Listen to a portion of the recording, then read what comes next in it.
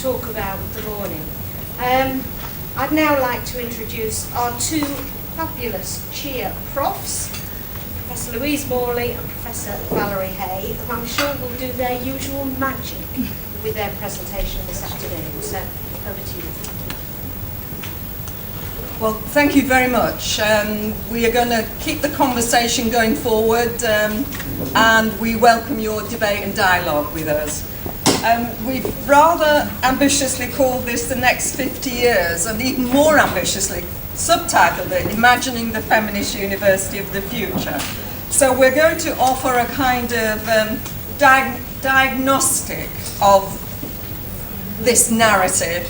And I, for the purposes of the presentation, I'm Pollyanna, aka Hayley Mills, and she says just breathing isn't living. So it's going to be very upbeat and positive.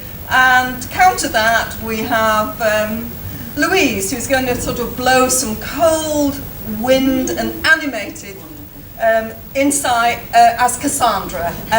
So we're going to tell you the story so far. And we called it Pollyanna and Cassandra Undo Three Rationalities. And the three rationalities, we see them, and we are trying to avoid nostalgia, but possibly it won't avoid us.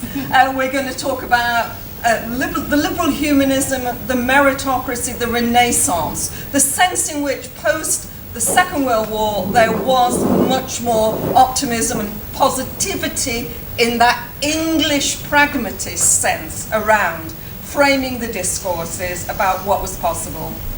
There was a marked turn to the bad in the 1980s. It's often characterised as the Thatcher turn. I don't think we can lay it entirely on her head. But there was a shift in discourse, a political rupture, actually, shift won't do it, rupture, with the old settlement between capital and labour. This was a different form of realism. This was neoliberalism. This was the market is king and court and so on and so forth. That was all there was. Then we're going to think about feminist futures, moving on from neoliberalism, and we're influenced by this kind of imperative. We inherit the future, not just the past. So it's important politically and intellectually to think outside this terrible capture by neoliberalism. Okay, this was one of my favourite things. I don't know, women of a certain age will recognise it.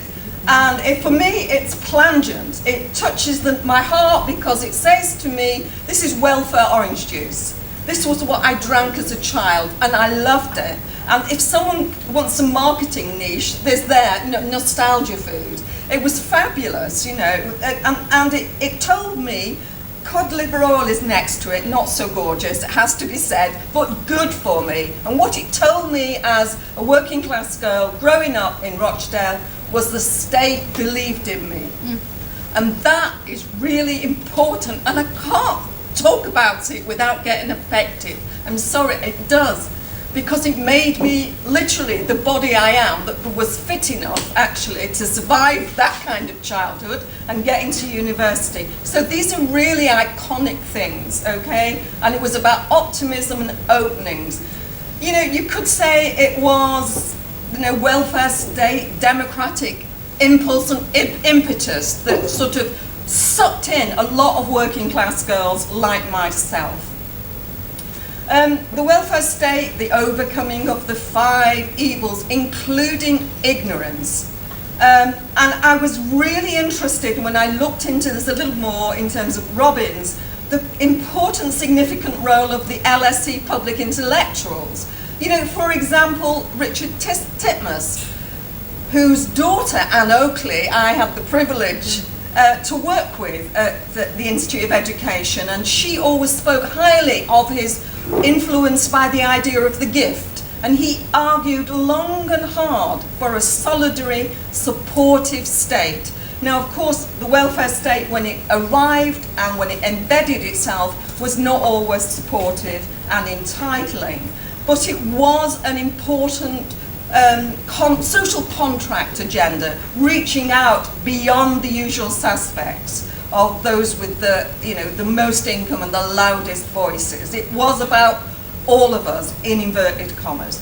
I mean, I like to think of Robbins being it was evidence-based policy making, and the LSE, right at the heart of government and political discourse, was really important in that.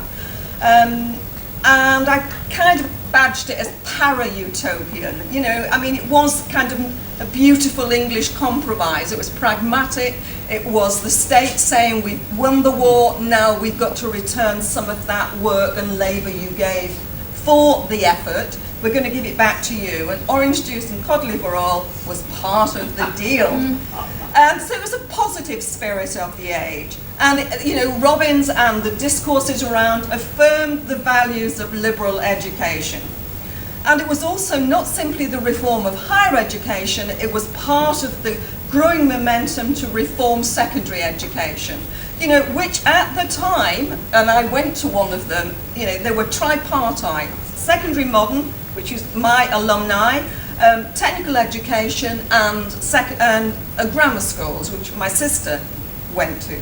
So these things kind of reach down into you in terms of your personal narratives, and they frame who you are.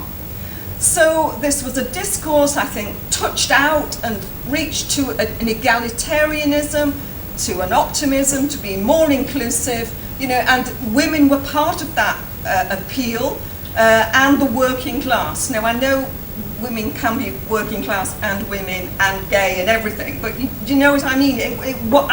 I really want to suggest this was a kind of settlement in which, the working class were not the enemy of the bourgeoisie. It wasn't revolutionary, but it was, a democratic settlement. So Robbins' vision and values were very much part of that kind of Pollyanna optimism, the glad game. And it was about, values, not value. It wasn't about the marketplace. 3 core values: the public value of higher education in producing, cultivating men and women, a theme that both our colleagues have picked up on. It was about securing the advancement of learning through the combination of teaching and research. None of this unhealthy bifurcation. And it was actually that really old-fashioned word, a common culture, and even more old-fashioned word about shared standards of citizenship. This was part of the social contract. This was the deal. You could say it was buying off revolutionary tendencies. There's some very important key words in Robbins. I mean, it's huge, and I have to say I haven't ploughed through all of it. I've Googled some of it, and I've been to several seminars, and it's very thick. It's enormously rich in research evidence. It has exemplary narrative. It has a powerful story it tells. And it talks about higher education as a world of intellectual responsibility and intellectual discovery. It talks about the pursuit of knowledge and understanding. It talks about the realm of free inquiry. It's not about information bias. It's not consuming the knowledge as if it was a product with a sell-by date, but it's about engagement. Now, I know this is, if you like, liberal mantras, and it has its own problems about selling us the mirage of meritocracy. But in terms of what we have currently, if you compare Robbins' discourse with the Brown Review, there is no comparison. That is dead, defunct, eviscerated, politically bankrupt, morally obtuse stuff. This is much more visionary and much more positive. Now I'm going to hand over to Louise to take us further. Cassandra. Okay. Thank you, Valerie, for that very optimistic, celebratory account of what Robbins has done. And I have to admit, I have to freely say that I'm a beneficiary of Robbins. There's no way I'd have got anywhere near a university if it hadn't been for that expansion. And it also turned the private into the public. So because there was a public discourse about expansion and participation, you didn't have to rely on your own immediate networks, your own immediate intellectual capital and social capital.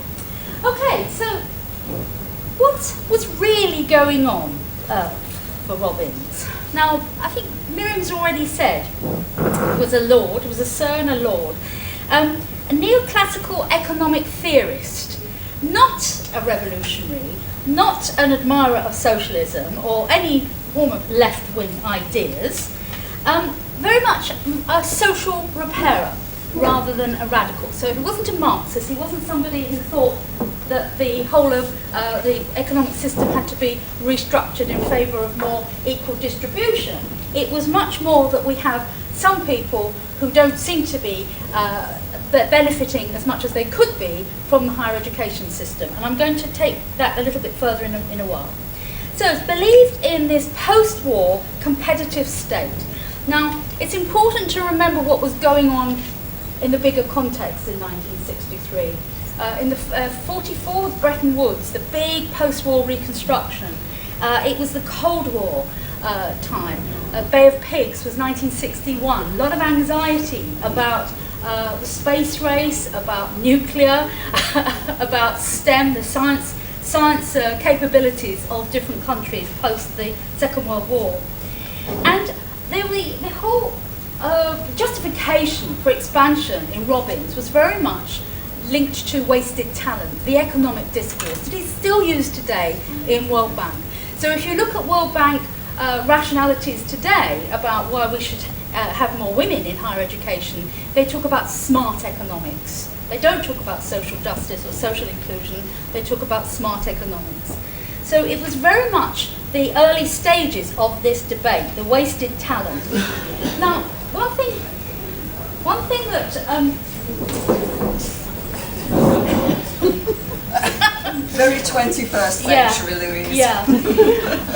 There was a very important connection with the international context in Robbins. They had 111 meetings, the Robbins Committee, but in addition to all these meetings, they visited lots of foreign countries to investigate their higher education systems. So they went to France, Germany, the Netherlands, Sweden, Switzerland. But what's really important is that they made much longer visits to the US and the Soviet Union. And again, think about that time.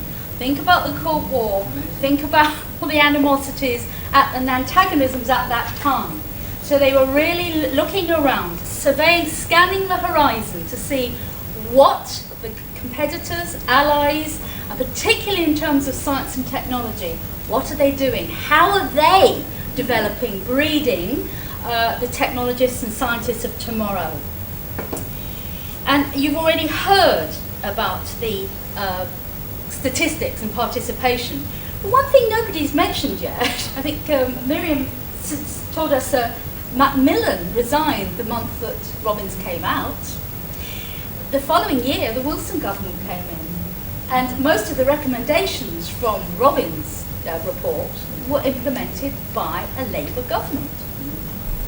So although Robbins gets all the credit, it was a Labour government who took it forward. And as you all know, one of the biggest contributions that the Wilson government made to higher education was the Open University.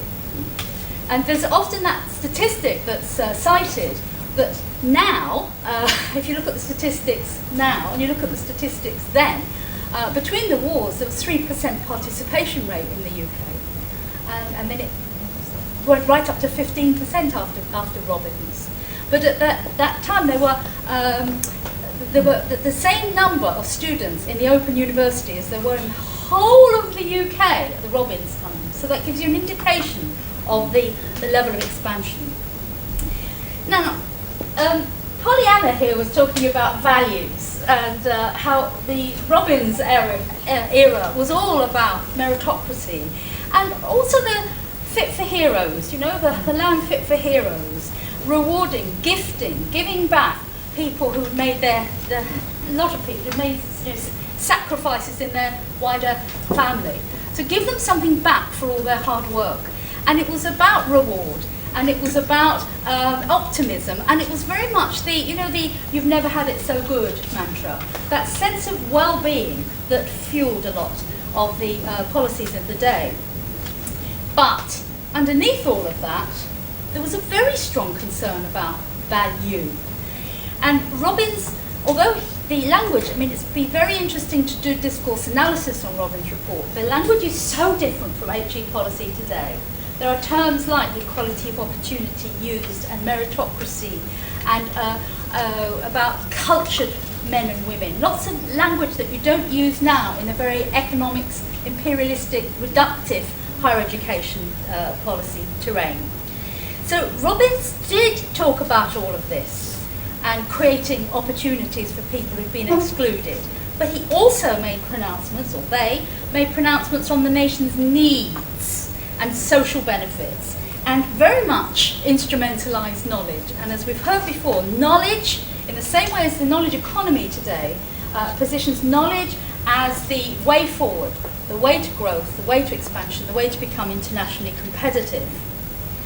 So he talked about equality of opportunity, talked about cultivated men and women. So, as Valerie was saying, knowledge was not reduced to its commodification value, but he did, in order to justify the expansion, try to represent education in terms of its quantifiable use value. One of the biggest criticisms of Robbins was that while he was going for expansion, what was the model that he was using on which to base the expansion? That it was very much casting the new universities in the same mould as the elite. Sussex perhaps was slightly different because it challenged the old maps of learning. It was very, in its early days, 61, wasn't it, it was founded, it was all about interdisciplinarity. And that was very different. But all the other universities that came as a result of Robbins were little mini versions of Oxford. And in fact, Sussex, when it was first opened, was known as Balliol by the Sea. And most of the people teaching here were ex-Oxford. It became a very nice little employment number for people who'd been to Oxford but couldn't get positions there. So, we've heard all of this then. We've got all this lovely expansive language, this hope, this optimism. This is before the oil crisis, okay? This is before it all crashed again. It was all build, grow, expand after the Second World War. It was horizon scanning, see what all the allies, competitors are doing. But what's happened now, and I know Miriam's taken you through this already with Willits, is that we've moved from those little grains of knowledge, the exchange value of knowledge in Robbins, to it now being higher education being recast almost entirely as a private investment in human capital and seen as contributing to economic growth. So it's now become very much a private positional good. It's no longer seen as something that's going to open up society, that's going to open up minds, that's going to open up creativity. It's about making us more economically competitive in the global race. So we've moved a long way then from those early notions of meritocracy to those of market. Now Robbins also talked a lot about hierarchy among institutions. He wanted not just to mitigate inherited stratification, so he talked a lot about places available to all those who qualify. So away from the notion that only those who are the most privileged members of society could access higher education, and it moved into the discourse of merit. But he also looked at hierarchy among institutions and was concerned that in opening up the sector as such, we didn't have a very highly hierarchised institutions, which of course we have today with the global league tables. So today then higher education has been reimagined as a driver of inequality rather than a vehicle for social mobility. And that's one of probably the main differences between then and now. It's very much presented as the way that you could become socially mobile. Now it's seen as the way in which you could differentiate yourself. And the changes today have been designed to create hierarchy and reinforce divisions. And when we talk about expansion today, we tend to immediately move into privatisation. It's all very apt because our students upstairs are demonstrating against privatisation of the catering and all the services that we have. And in many, many countries, many of sub-Saharan countries, Eastern European, the only way they can expand is to privatise. The state cannot provide. So the private sector has moved in with a vengeance and sees higher education as a massive new market opportunity. So we've had some fairly rabid reimaginings of higher education. Market competition and the support of for-profit higher education, these were not part of the Robbins agenda. The private sector was not mentioned. And Stefan Collini, who's a very astute commentator on the neoliberal academy, talks very much, if you look at the metaphors that he's using, the sort of sharks, the predators, the people moving around, just waiting to grab the opportunities that higher education offers the market. Okay, now we've had a lot of talk today about women in higher education mentioned, and it's a short paragraph, as Carol was saying, and it's very much in relation to the heterosexist, heteronormative norm of what it is to be a student. A student is male and the other is female, and the other female is either they're preparing for marriage or they're in order to entertain the male students. But look at gender in Robbins itself. Now, one of the issues that I'm constantly challenging in gender equality work is that gender is frequently treated as a demographic variable. It's just about representation. So I think if we just take a look at the committee itself, there are only 2 women out of the 12-strong Robbins committee, Dame Kitty Anderson and Miss Helen Gardner. Now, I know that's not a condemnation in itself, because it doesn't necessarily mean just because you have women that it's more gender sensitive. But what was interesting was that the way that gender was constructed and reconstructed in Robbins was via representation. Hence, you had all that wider context that Carol was describing that went completely unnoticed and unmarked. The broader culture, how we do gender, how gender is formed and reformed in everyday transactions and relationships. All of that went unnoticed. So there was nothing in the Robbins Report about how you change gender roles, how you challenge the gender order, how you open up more opportunities for women. It was more about a quantitative change, counting more women in to an existing system that was going to be expanded along the lines of the previous elite system. So, Pollyanna. Yeah, Pollyanna's going to pop up again. And we call this slide Confounding Cassandra, the law of unintended consequences. And this kind of resonates against Miriam's comment that actually Robbins plus feminism is a fairly powerful mixture for changing something of the pedagogy and culture of higher education. And I certainly think it's true. Not much, well beyond my personal narrative. It's embedded in the history of the formation of the political discourse of feminism as an academic knowledge base. That was constructed post-Robbins 70s and 80s in terms of the demands those women made in terms of the institution. Because when early Robbins women, if you like, got into universities, what they found there was a curriculum, a centering of knowledge on the male as norm phenomena that simply didn't make sense. And so that there was a kind of provocation about the terms of inclusion pointed out to them, the terms of their exclusion from the production of salient knowledge.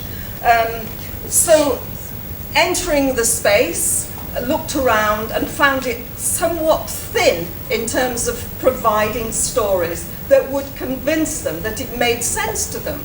So there was a flurry of innovations and the generation of new political vocabulary, particularly in sociology, which at that time, maybe it's reverted to type, who knows, I doubt it. The feminist footprint has gone deep into sociology, but at the time, the discourse of sociology was itself framed entirely in terms of the public domain, men's interest, the world of work, a particular form of work. So the family, if you like, behind the scenes, all that messy bit about emotions, or the even messier bit about reproducing the next generation, or indeed looking after the older generation, was ruled, well, it wasn't even seen. It was rendered invisible. And it was this theorizing of that experience that influenced and actually undid a lot of the taken for granted norms in sociology. Bev Skeggs calls it the war of conceptual attrition. In other words, we still have to fight it because there's a tendency to kind of go back to the norm the moment you take your eye off it, just like feminist politics. Feminist politics will only become vivid again when people feel confident to engage and get together in groups. And then they're incredibly powerful in holding things to account. So, if you like, the law of unintended consequences. Once women got into universities, they were blinking trouble without putting too fine a point. We made noise, we demanded things, we had courses, we had books, we made our courses up. We propagandized the situation of women, and that both expressed the women's liberation movement and amplified it and interrogated it. So it was possible then, and I'm not going to periodize this precisely, it probably exists more, no, it wasn't a fantasy. I did a women's studies course. We argued in the classroom, we argued out of the classroom. The politics of our learning were the politics of the street and vice versa. There was a loop going on. Not entirely straightforward, but still there and still strong. All right, Cassandra comes back on and happy clappy Pollyanna has to disappear.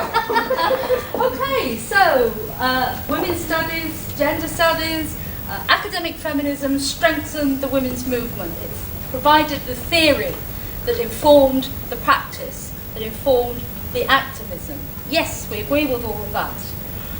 The expansion of numbers for women undergraduates, fantastic, a huge global success story. And even in countries like Kuwait and Iran, we've got Quraysh here, women are about 70% of the undergraduate population, but that hasn't done very much for women's rights in wider civil society. So there's still this sense that the developments are on separate trajectories altogether. So just have a look at this. This is the area that I'm working on at the moment, women leaders in the global academy. And we hear all the time that there's been a massive geopolitical shift in higher education power, so that we hear about the Asian century. Now we're told that India and China are going to have the biggest, most powerful higher education systems in the world. They cannot fill all the academic places in those countries because they're expanding at such a rate. You look at the global league tables, Hong Kong, Japan, China, Singapore, racing to the top and investing huge amounts of capital, human and otherwise, in making sure they A, stay there, B, get even higher. Countries like Malaysia are throwing money at their higher education system to try and get into the top 100. So this is the aspirational framework. Okay, now we hear all this, these quality indicators, the league tables. On one side of this, we've got Europe, and on the other side, I've put some Asian countries. The EU, we're talking about vice-chancellors, rectors, directors, principals, whatever you like to call them, the heads of universities throughout the whole of the EU with massively progressive legislation, 15.5%.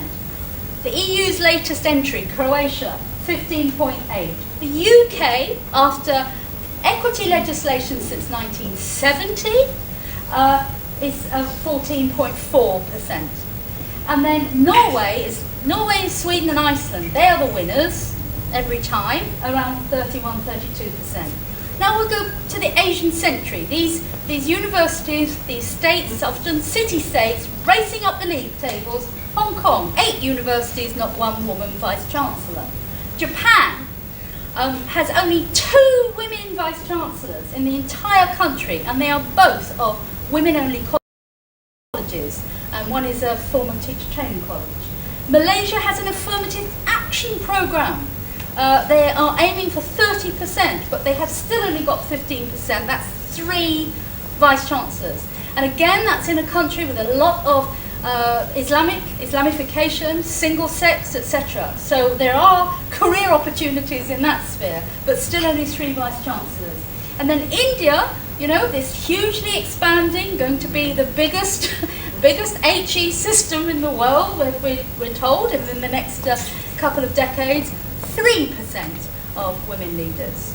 So there hasn't been a great deal of transfer from the participation of women as students to the participation of women as leaders.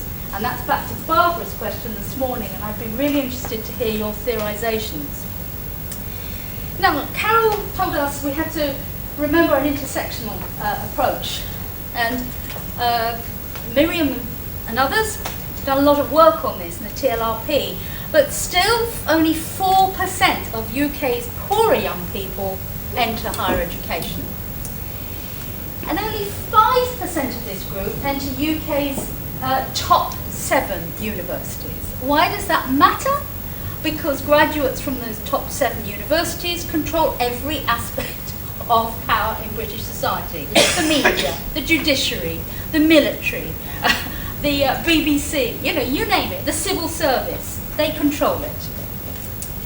So universities, in spite of all the aspirations in Robbins, and in spite of all Pollyanna's happy memories of the optimism, they have remained the domain of the financially advantaged.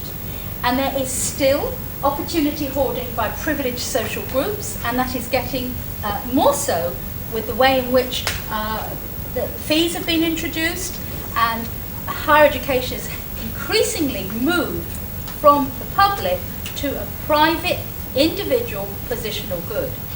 So we've had a little look at the past, the 60s and the optimism, expansion, the neoliberal turn from the 80s to the massive marketized, neoliberal, globalized higher education economy of today. Is this it? Is this all we have to look forward to? So Valerie and I have talked extensively about, well, what is it we want to see? As feminists, we're often pushed into critique. The current positions that we're allowed, we either perform neoliberalism, ventriloquize the dominant discourses, or we critique. What we don't do is engage in futurology and imagine the kind of university that we'd like to see in the future. Valerie.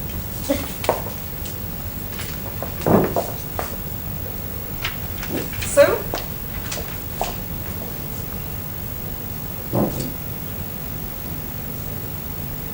these are versions, but they don't quite connect to us, do they? They don't, and these are alternatives that have started up around the world. There's the Occupy, the tent city that was done part of the Occupy movement, and they talked about dreaming another world awake. There's the Unitera in Mexico, based on Ivan Illich's constructs of deschooling, open access, drop in, anybody can come and participate. The Brazilian government has invested a lot in the University of Latin American integration. These are state provided, but they're universities that look at Latin American curriculum, Latin American issues, etc.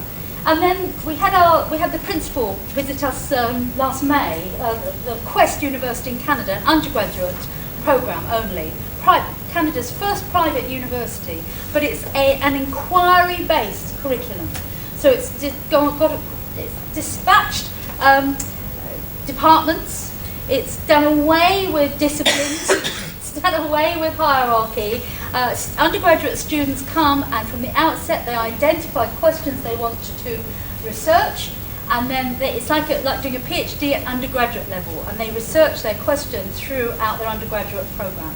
So there are alternatives, but as Valerie was saying, none of them have any major overt concern with gender, and there's no feminist analysis in any of those. So we see there's a bit of a gap in the market here, and that's what Valerie's going to encourage you to try and fill. Right, okay, just in case you were dropping off, we now have an activity. Because we kind of really do feel an obligation, and it's an exciting obligation to move beyond critique into futurology. And I think that kind of creative thinking is better done in using some of your intelligence and shared discourse. So we want you to move around or talk to each other in your little groups. Yeah, yes? People you haven't talked to. People you haven't talked to. Preferably across the generations, because I think that might be helpful. But just very quickly, just all throw back some ideas to us. So we'll give you 2 or 3 minutes. I know that's a terrible pressure, but I think that's probably very useful at this stage.